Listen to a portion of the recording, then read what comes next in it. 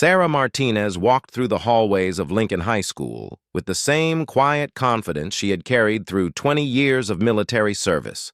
At 42, she was older than most teachers, but her decision to become an educator after retiring from the Navy had felt like the right choice. Teaching physical education allowed her to share her love of fitness and discipline with young people who needed positive role models. The students didn't know about her background. Sarah preferred it that way.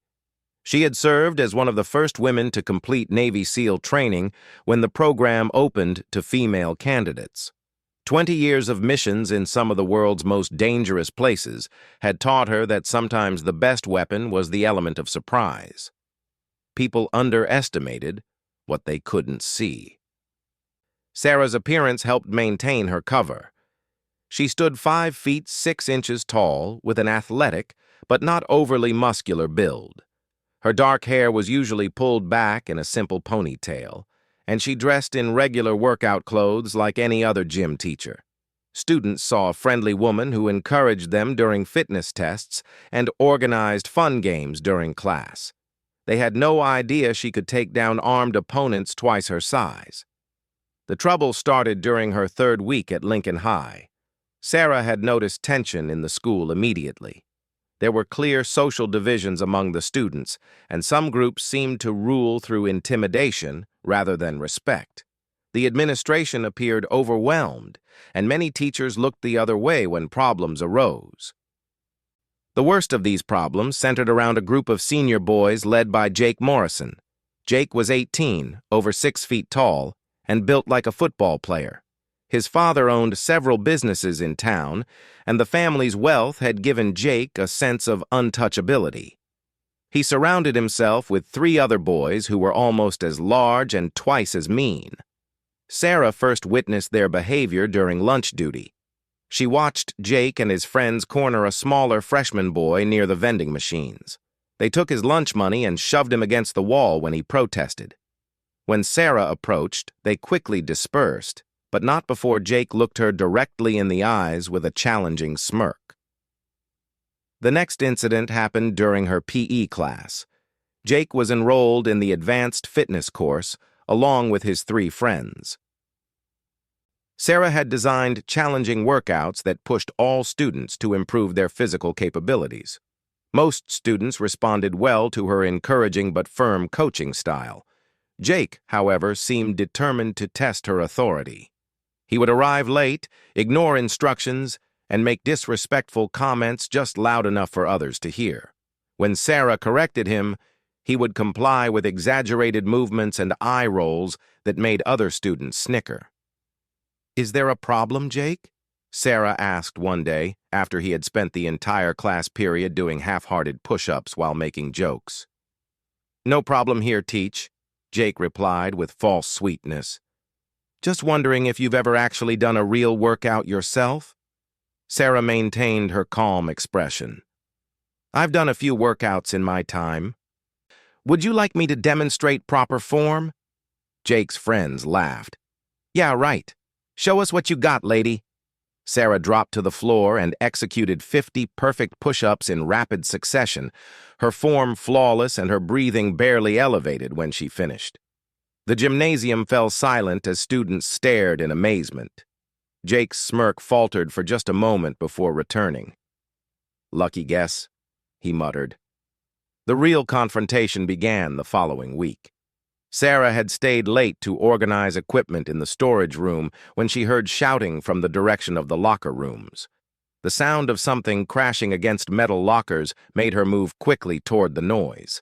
As she approached the boys' locker room, she could hear multiple voices and what sounded like a struggle.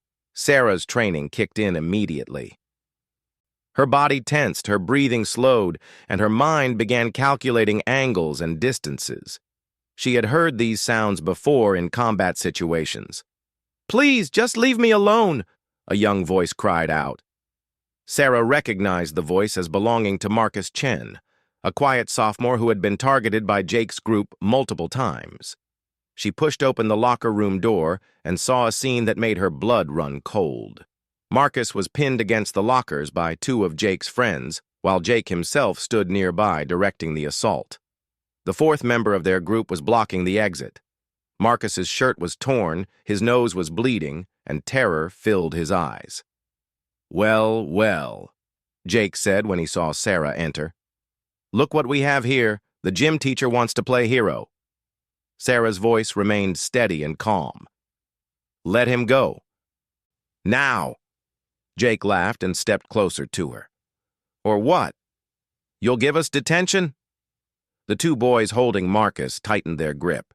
The boy blocking the door moved to stand behind Sarah, cutting off her retreat. Sarah quickly assessed the situation. Four opponents, all larger than her, positioned to control the space. They had done this before. "Last chance," Sarah said quietly. "Release him and walk away." Jake's expression turned ugly. "You know what, Teach? I think you need to learn your place around here.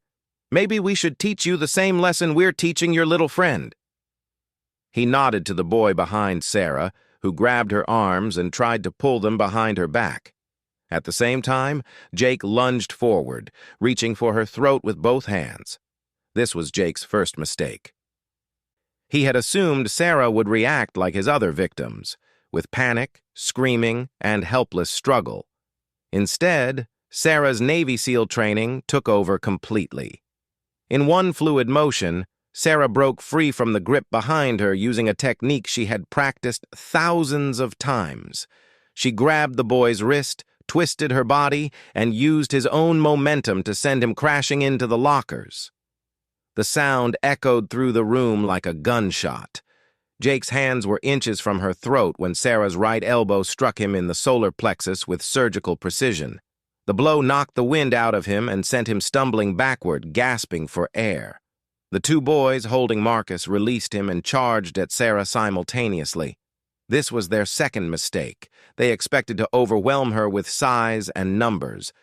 But Sarah had faced trained enemy soldiers under much worse conditions.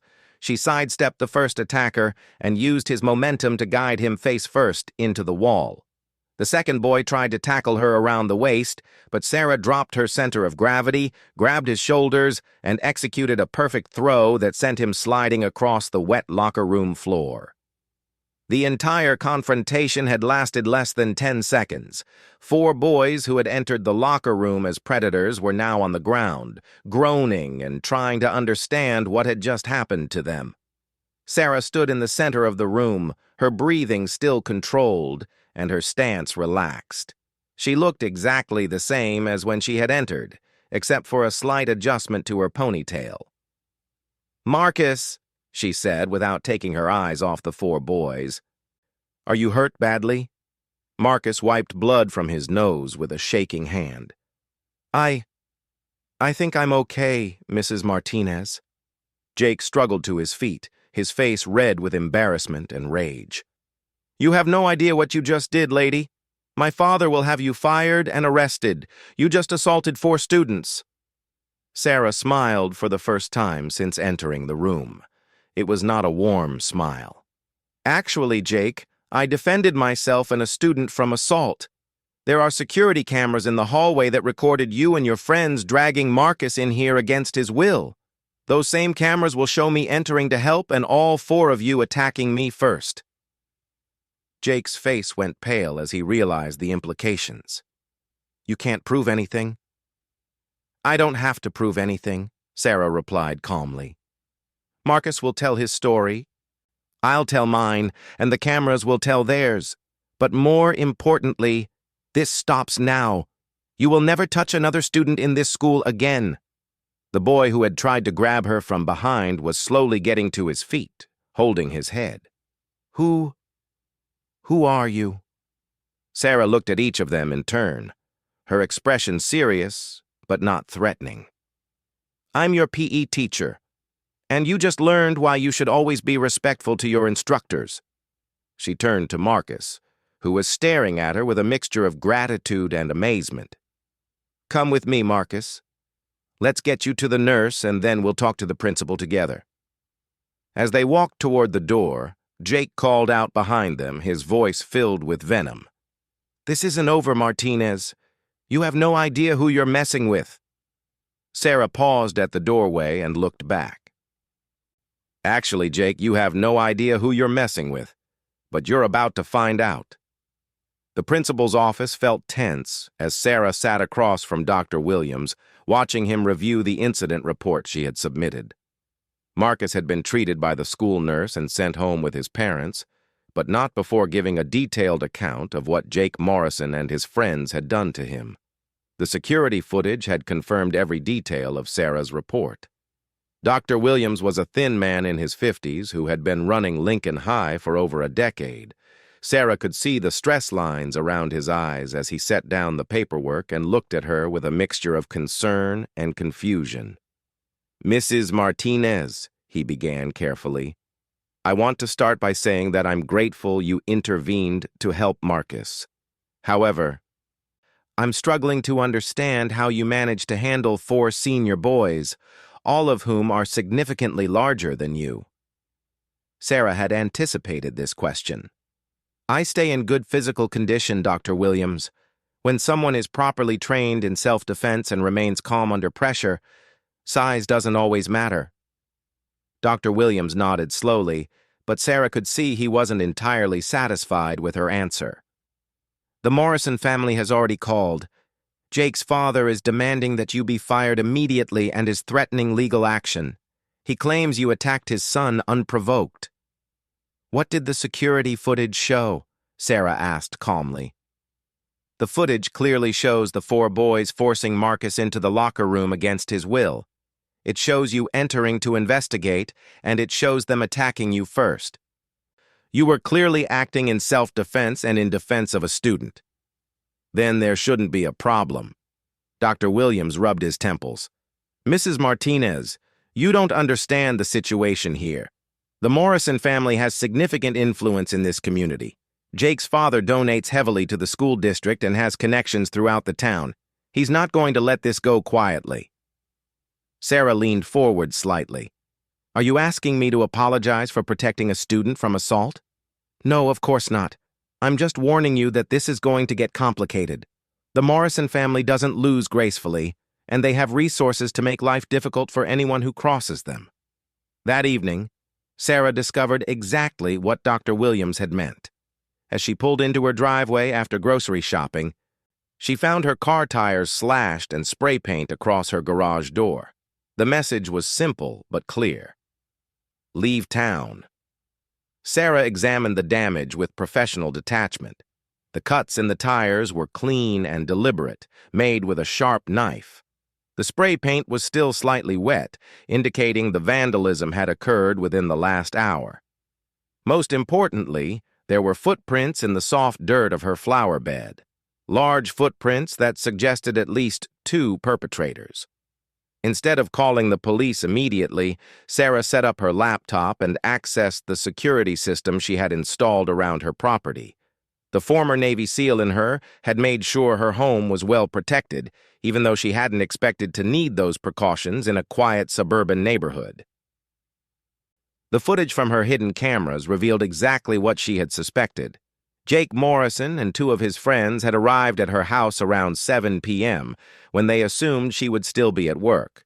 They had spent 15 minutes vandalizing her property while laughing and making crude comments about what they planned to do to her next. Sarah saved the footage to multiple backup drives and then called the police. Officer Janet Collins arrived within 20 minutes, a professional woman in her 30s who took detailed notes and photographs of the damage. "Any idea who might have done this?" Officer Collins asked as she examined the spray-painted message. Sarah handed her a USB drive containing the security footage. "I believe this will answer your question." Officer Collins watched the footage on her patrol car's laptop, her expression growing increasingly serious. "This is pretty clear evidence. Do you want to press charges?" "Absolutely." "I should warn you, Mrs. Martinez, that Jake Morrison's father has a lot of influence around here. This case might not go as smoothly as you'd expect." Sarah smiled grimly. "Officer Collins, I've dealt with much worse than small-town politics. File the charges." The next morning brought a new challenge. Sarah arrived at school to find her parking spot occupied by Jake's expensive sports car, with a note under her windshield wipers that read, "Park somewhere else, bitch. This is our school now." Sarah calmly took photos of the note and the illegally parked car, then walked into the building to start her day. She had faced enemy fire in 3 different countries. She wasn't going to be intimidated by a spoiled teenager with anger issues. Her first class of the day was Jake's advanced PE course. She expected him to be absent, given that he had been arrested the previous evening for vandalism. Instead, Jake walked into the gymnasium with his usual arrogant swagger, flanked by his 3 friends. "Good morning, class," Sarah said as students gathered around her. "Today we're going to work on defensive tactics and self-protection techniques." Jake smirked. "Are we going to learn how to attack innocent students, Mrs. Martinez?" Several students laughed nervously. Word of the locker room incident had spread through the school overnight, with various versions of the story circulating. Some students saw Sarah as a hero who had finally stood up to the school bullies. Others believed Jake's version, which painted him as the victim of an unprovoked assault by an unstable teacher. "We're going to learn how to protect ourselves when faced with physical threats," Sarah replied evenly. "Jake, since you seem interested in the topic, why don't you volunteer to help with the demonstration?" Jake's friends urged him forward with grins and whispered encouragement. Jake himself seemed confident that he could use this opportunity to embarrass Sarah in front of the entire class. "Sure thing. Teach. What do you want me to do?" Sarah positioned herself in the center of the gymnasium mat. "I want you to try to grab me from behind, the way someone might attack an unsuspecting victim. Don't hold back. Use your full strength." Jake circled behind her, his friends cheering him on. The other students formed a wide circle around them, some looking excited and others appearing nervous about what they were about to witness. "You sure about this, Mrs. Martinez?" Jake asked loudly. "I'm a lot bigger than you." "I'm sure. Whenever you're ready." Jake lunged forward and wrapped his arms around Sarah's torso from behind, lifting her off the ground and squeezing as hard as he could. For a moment, it looked like he had successfully overpowered her. Then Sarah demonstrated why she had survived 20 years of military operations in hostile territory. She dropped her weight and twisted her hips, breaking Jake's grip and sliding out of his arms like water. As Jake stumbled forward, off balance from the sudden shift, Sarah grabbed his wrist and used his own momentum to send him rolling across the mat in a perfect shoulder throw. Jake hit the mat hard but safely, the air rushing out of his lungs as he found himself staring up at the gymnasium ceiling. The entire sequence had taken less than 3 seconds. The gymnasium fell completely silent. Students stared in amazement as Sarah calmly helped Jake to his feet, her expression professional and instructive. "The key to escaping a rear attack," she explained to the class, "is to remain calm and use your attacker's strength against them. Size and aggression mean nothing if your opponent is properly trained." Jake's face was bright red with humiliation and anger. "You got lucky," he muttered. "Would you like to try again?" Sarah asked pleasantly. Jake looked around at the watching students, many of whom were now staring at him with amusement rather than respect. He had built his reputation on physical intimidation, and Sarah had just demonstrated that his size meant nothing against real skill. "This is stupid," he said, walking off the mat. "Come on, guys, let's get out of here." But his friends weren't following. They were looking at Sarah with new respect and fear. For the first time, they had seen someone completely neutralize Jake Morrison without breaking a sweat. As the class continued, Sarah taught basic self-defense techniques to students who were now paying much closer attention than usual. She demonstrated simple but effective methods for escaping grabs, creating distance from attackers, and getting help when threatened. After class, several students approached her with questions and thanks. Many of them had been victims of Jake's bullying over the years, and they were amazed to see someone finally stand up to him successfully. "Mrs. Martinez," asked a sophomore girl named Amy. "How did you learn to do that stuff?" Sarah considered her answer carefully. "I spent many years in the military, Amy. The Navy taught me how to protect myself and others." A junior boy named David raised his hand. "Were you in combat?" "I served my country for 20 years, Sarah replied. "Sometimes that meant being in dangerous places." That afternoon, Sarah received a visit from Jake's father, Robert Morrison. He was a large man in his 50s, accustomed to getting his way through wealth and intimidation. He arrived with the school's superintendent, Dr. Patricia Hayes, who looked uncomfortable but determined. "Mrs. Martinez," Dr. Hayes began, "Mr. Morrison has some serious concerns about your conduct with his son." Robert Morrison didn't wait for formalities. "You assaulted my boy twice now, lady. First in the locker room, then in front of the whole class. I want you fired, arrested, and sued for everything you've got." Sarah looked at both officials calmly. "Mr. Morrison, I defended myself when your son and his friends attacked me. Today I used him to demonstrate self-defense techniques in a controlled educational environment. Both incidents are well documented. My son said you deliberately humiliated him in front of his classmates. Your son volunteered to participate in a demonstration.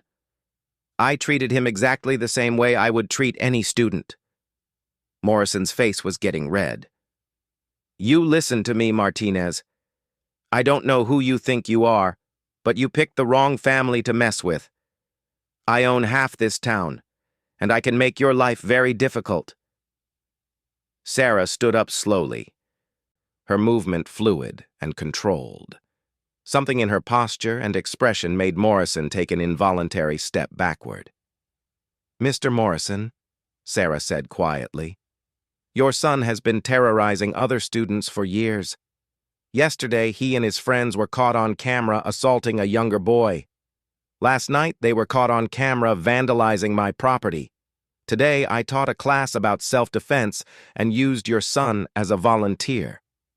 Morrison tried to regain his composure. "Those are just misunderstandings. Boys will be boys. But what you did was assault." "What I did," Sarah replied, "was protect myself and teach my students. If you have a problem with that, you're welcome to pursue whatever legal action you think is appropriate." Morrison leaned forward aggressively. "You have no idea what you're dealing with, lady. I can destroy you." Sarah smiled, and Morrison felt a chill run down his spine.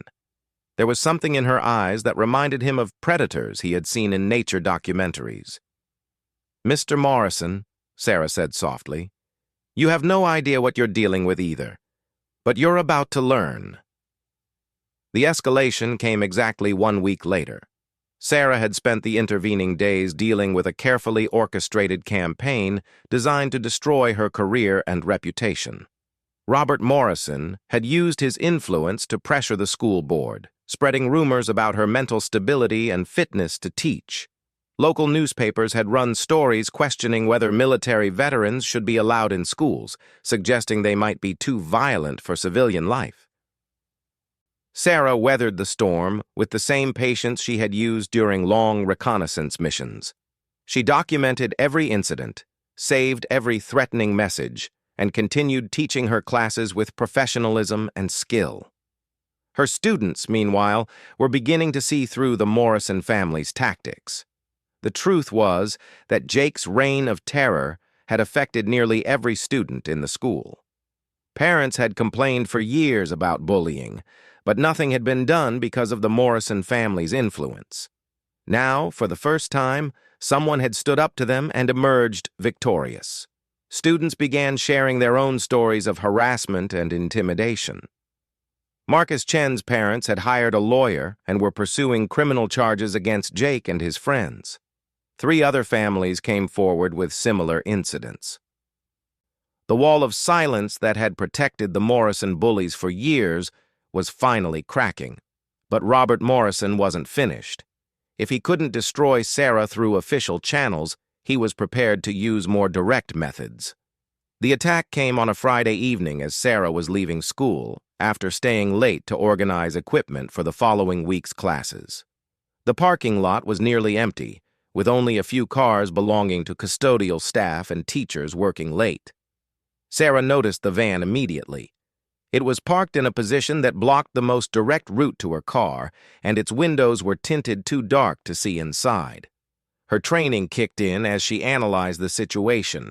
2 possible attackers in the van, unknown number of additional threats, limited escape routes, no immediate backup available. She could have retreated into the school and called for help, but that would only delay the confrontation. Sarah had learned long ago that sometimes the best defense was a controlled offense. She walked toward her car at a steady pace, her senses alert for any sign of movement. The van doors opened when she was 20 feet away. Jake Morrison stepped out from the driver's side, followed by his 3 friends from the passenger side. They had clearly been waiting for this opportunity, but they weren't alone. 2 adult men emerged from behind other cars in the parking lot. Sarah recognized them as associates of Robert Morrison's construction business. Large, rough men who looked like they had experience with violence, 6 attackers total, positioned to surround her. This was a planned ambush, not a spontaneous confrontation. Sarah felt the familiar calm that came over her in combat situations. Time seemed to slow down as she calculated angles, distances, and potential weapons. "Hello, Mrs. Martinez," Jake said with a cruel smile. "Funny meeting you here." Sarah continued walking toward her car, her pace unchanged. "Hello, Jake. Bringing friends to even the odds?" One of the adult men stepped forward. "Lady, you've caused a lot of problems for some important people. Time to learn some manners." Sarah stopped walking and faced them directly. 6 men against 1 woman in an isolated parking lot. To any observer, the outcome would seem inevitable. The attackers certainly felt confident about their chances. "I'm going to give you 1 opportunity to walk away," Sarah said calmly. "Take it." Jake laughed. "You're kidding, right? Look around, teach. You're outnumbered 6 to 1, and this time there are no cameras to save you." "Actually," Sarah replied, "there are cameras. This parking lot has security coverage, and my car has a dash cam that's currently recording everything, but that's not going to help you much in about 30 seconds. The second adult man pulled a metal pipe from inside his jacket. "Enough talking. Let's finish this." This was their fatal mistake. They had assumed Sarah would be helpless against overwhelming odds, just like every other victim they had intimidated over the years. They had no idea they were facing someone who had been trained to handle multiple armed opponents in life-or-death situations. The man with the pipe attacked first, swinging it at Sarah's head in a wide arc. Sarah ducked under the swing and drove her elbow into his solar plexus with devastating precision. As he doubled over, gasping for air, she grabbed the pipe from his hand and spun to face the next attacker. Jake's 3 friends rushed her simultaneously, expecting to overwhelm her with numbers. Sarah had faced this exact scenario countless times in training and combat. She sidestepped the first attacker and used the metal pipe to sweep his legs, sending him crashing to the asphalt. The second friend tried to tackle her from behind, but Sarah spun and caught him in the throat with the end of the pipe, dropping him instantly. The third friend hesitated when he saw his companions on the ground, giving Sarah time to position herself defensively. When he finally attacked, she was ready. A quick strike to his knee with the pipe sent him down screaming. The second adult man had drawn a knife and was circling her cautiously, having seen what happened to his partner. He was more experienced than the teenagers and approached with professional wariness. "Military training," he said with grudging respect. "Should have known." "Navy SEAL," Sarah replied. "You should surrender while you still can." Instead of surrendering, he lunged forward with the knife. Sarah twisted away from the blade and grabbed his wrist, using a disarming technique she had practiced thousands of times. The knife clattered away across the parking lot as the man found himself face down on the asphalt, with his arm twisted behind his back. Only Jake remained standing. He was staring in horror at his 5 companions, all of whom were on the ground groaning in pain. The entire fight had lasted less than 2 minutes. "Impossible," he whispered. "You're just a teacher." Sarah dropped the metal pipe and faced him directly. "I'm a teacher now, Jake. But I spent 20 years protecting this country from people who thought they could use violence to get what they wanted. I've fought terrorists, enemy soldiers, and armed criminals. Did you really think you and your friends were going to intimidate me?" Jake's face was pale with shock and fear. "My father will destroy you for this. Your father sent these men to assault me in a school parking lot. That's conspiracy to commit assault, possibly attempted murder. The security cameras caught everything, including your participation."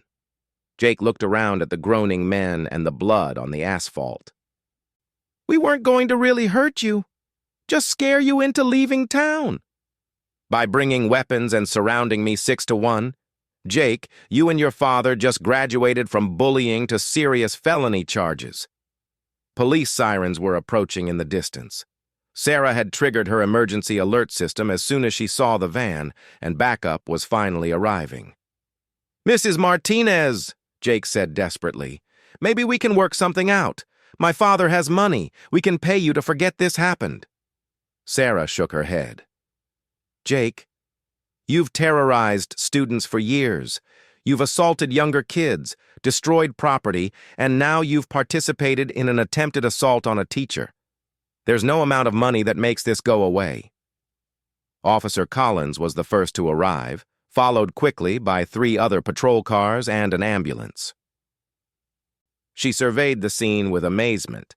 6 men on the ground, 1 woman standing calmly beside her car, and security footage that would provide clear evidence of what had happened. "Mrs. Martinez," Officer Collins said, "are you injured?" "I'm fine, officer, but these men are going to need medical attention before you can arrest them." As the paramedics worked on the injured attackers, Jake found himself in handcuffs for the 2nd time in 2 weeks. This time, however, the charges were much more serious. "How?" he asked Sarah as Officer Collins led him toward a patrol car. "How did you do that?" Sarah looked at him with something that might have been pity. "Jake, you spent years thinking you were tough because you could intimidate people smaller and weaker than you. But real strength isn't about hurting others. It's about protecting them." The fallout from the parking lot incident was swift and decisive. Robert Morrison was arrested for conspiracy to commit assault when investigators found text messages on his phone coordinating the attack. The 2 adult men were charged with assault with a deadly weapon and faced years in prison. Jake and his 3 friends were charged as adults for their participation in the conspiracy. The school board, faced with overwhelming evidence of the Morrison family's criminal behavior, issued a formal apology to Sarah and offered her a permanent position with tenure. The local newspaper, which had been attacking her credibility just days before, now ran front-page stories about the decorated Navy SEAL, who had been quietly serving their children as a teacher. But perhaps the most significant change came in the school itself. Students who had lived in fear of bullying for years began standing up for themselves and others. The culture of intimidation that had dominated Lincoln High was broken, replaced by an atmosphere of mutual respect and support. Marcus Chen returned to school with his head held high, knowing that someone had been willing to risk everything to protect him.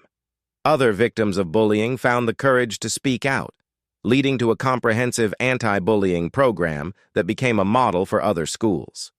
Sarah continued teaching physical education, but now her classes included mandatory lessons on conflict resolution, personal safety, and the difference between strength and violence. Students learned not just how to defend themselves physically, but how to stand up for others and create positive change in their communities. 3 months after the parking lot incident, Sarah received a letter from Jake Morrison. He was serving time in juvenile detention while awaiting trial and had been participating in counseling programs designed to address his violent behavior. "Mrs. Martinez," the letter read, I know you'll probably never forgive me for what I did to Marcus and the other kids. I know I don't deserve forgiveness, but I wanted you to know that I understand now what you were trying to teach us. Real strength isn't about making people afraid of you. It's about making people feel safe around you. I'm going to spend the rest of my life trying to be that kind of person. Thank you for showing me the difference. Sarah kept the letter in her desk drawer. Not as a trophy of victory, but as a reminder that even the worst situations could lead to positive change.